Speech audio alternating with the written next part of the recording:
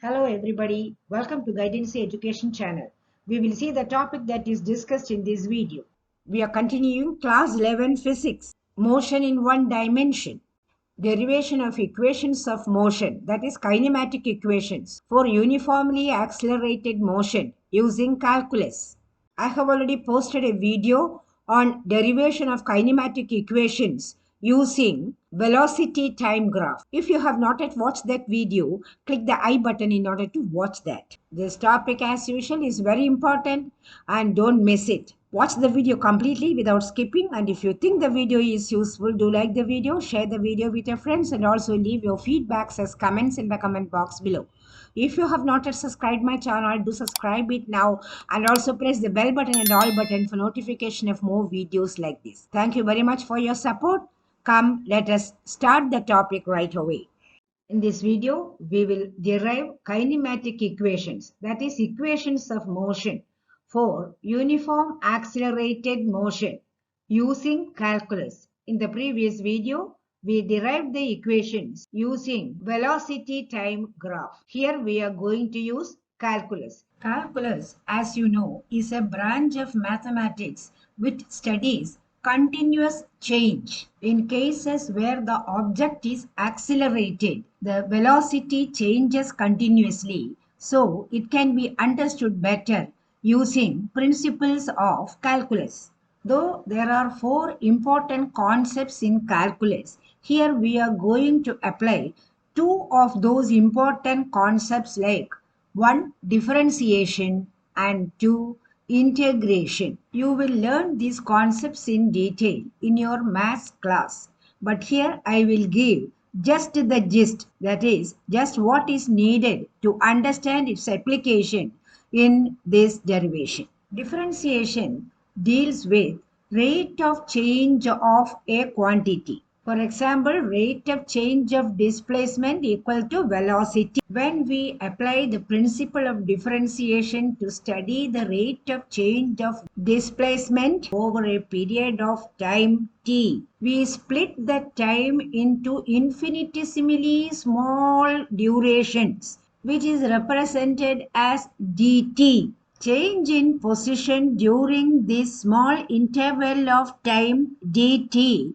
is represented as ds. That is, we limit the time duration to a very small instant. That is, when it tends to be almost zero. It is not zero, it has some value, but it is almost zero. Limits is another concept in calculus that is applied here. Velocity determined or calculated like this is represented as ds by dt. If acceleration is calculated by applying the principles of differentiation, it will be represented as dv by dt. Now, what is integration? In integration, we put together these different ds by dt and then understand the quantity better. Differentiation and integration use certain set formulae or expressions in order to get the values. Here I will use one or two formulae which is needed in this context. The rest you will be learning, of course, in mathematics class. Now let us come back to this derivation. I have noted here the three equations we have to derive. V is equal to u plus at, S is equal to ut plus half at square, V square is equal to u square plus 2as, which is similar to V square minus u square is equal to 2as. I have made a representation here, a small diagram, which I will explain. This is the moving object which is moving in the positive x direction. Its initial position as s is equal to s naught. The final position is s after time t. Initial time is noted as t equal to 0. The initial velocity is u and final velocity is represented as v.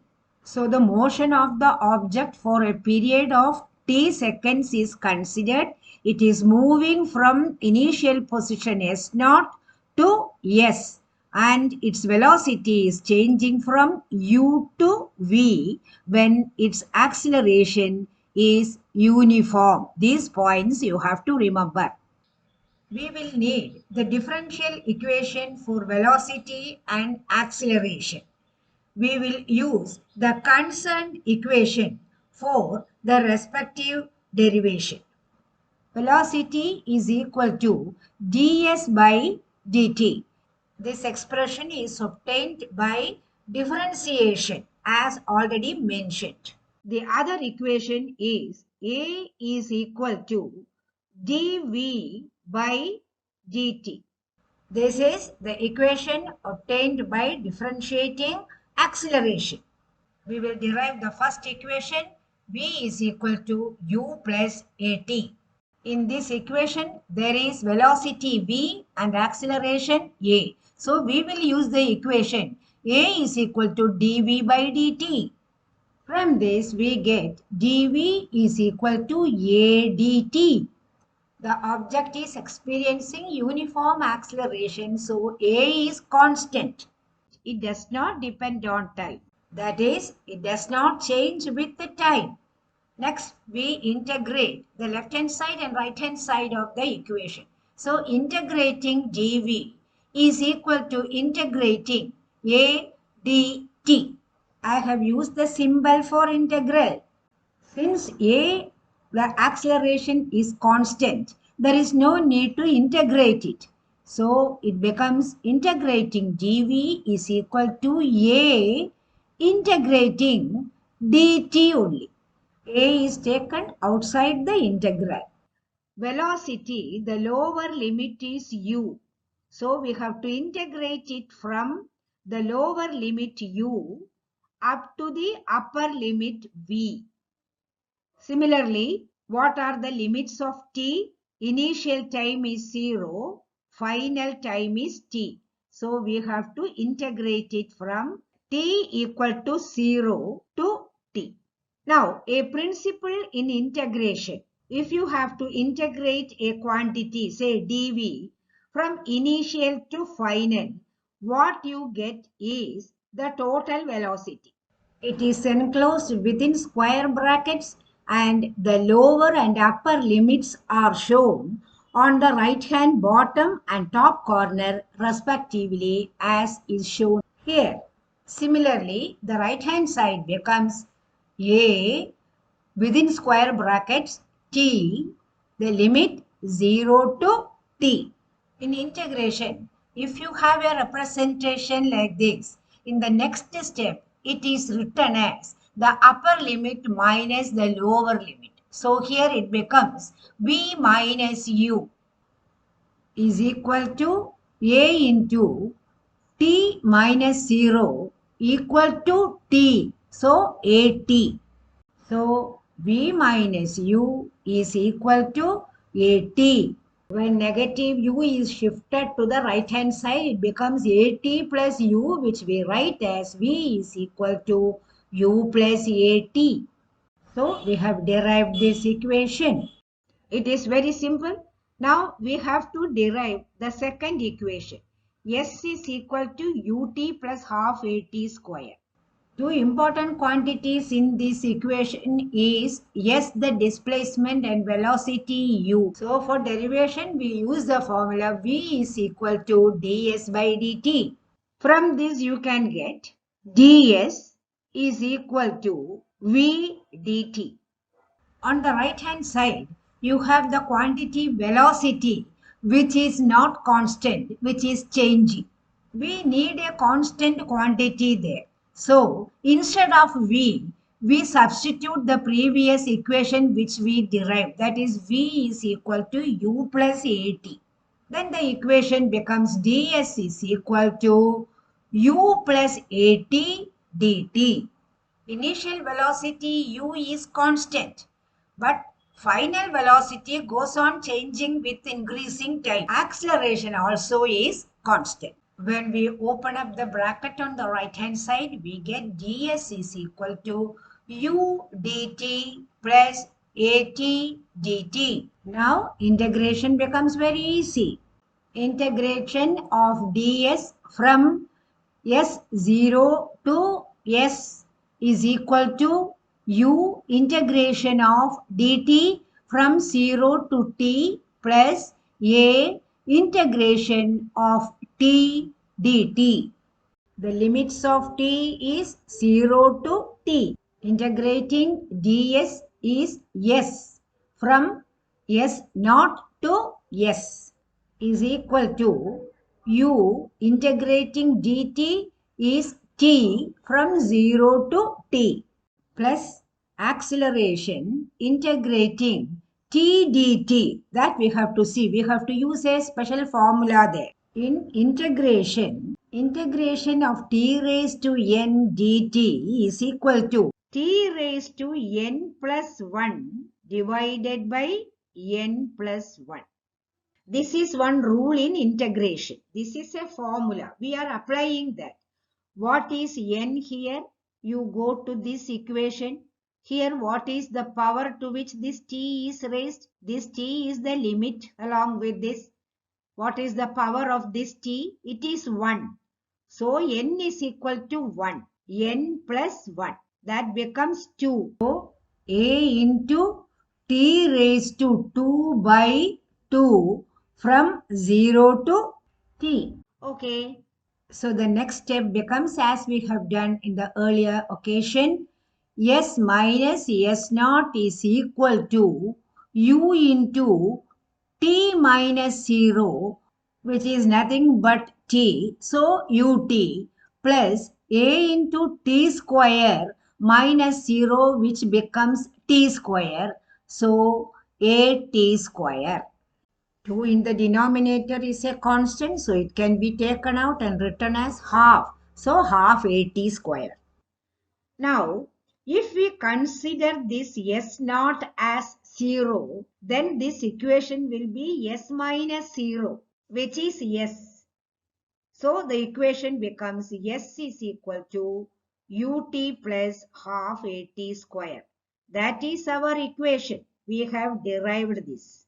In case S naught is not, that is initial position, we are not considering as 0. It has a value.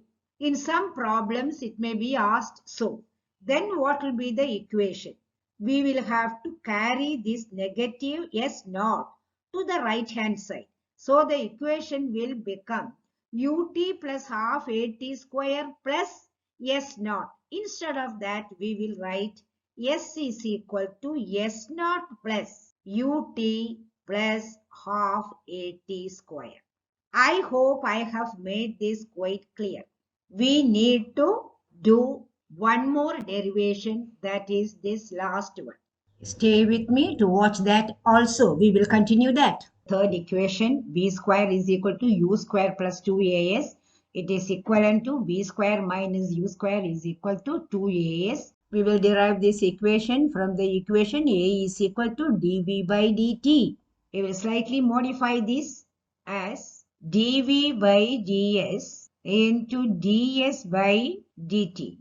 Arithmetically, this ds and ds will get cancelled. So it becomes equivalent to dv by dt. That is, we have multiplied the numerator and the denominator by ds so that this equation does not change. Why we have done this? Because we have to include s in this equation. Now, ds by dt is equal to velocity. So this equation becomes dv by ds into v.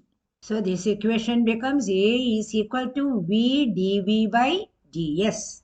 From this equation, a ds is equal to v dv. It can also be written as v dv is equal to a ds. Then integrate both sides. We will integrate left hand side with a reference to velocity, that is dv. So integrating v dv from u to v, they are the limits, is equal to right hand side we are integrating with reference to ds. A is a constant, so a integrating ds from s naught to s. So the next step will be The left hand side is integrating v dv, which is similar to t dt, which we got as t square by 2. So here it is v square by 2. From u to v. Hope you can recall the principle in integration which we used here is equal to a integrating ds from s0 to s is s from s0 to s. So the next step will be v square minus u square. What have we done?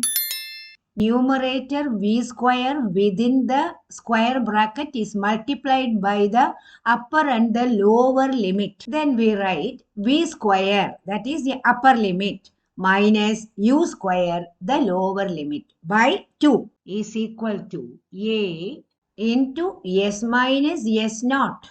If s naught is equal to 0, that is initial position is taken as 0, then the equation becomes v square minus u square by 2 is equal to as. When 2 is shifted over to the right hand side, it becomes v square minus u square is equal to 2as.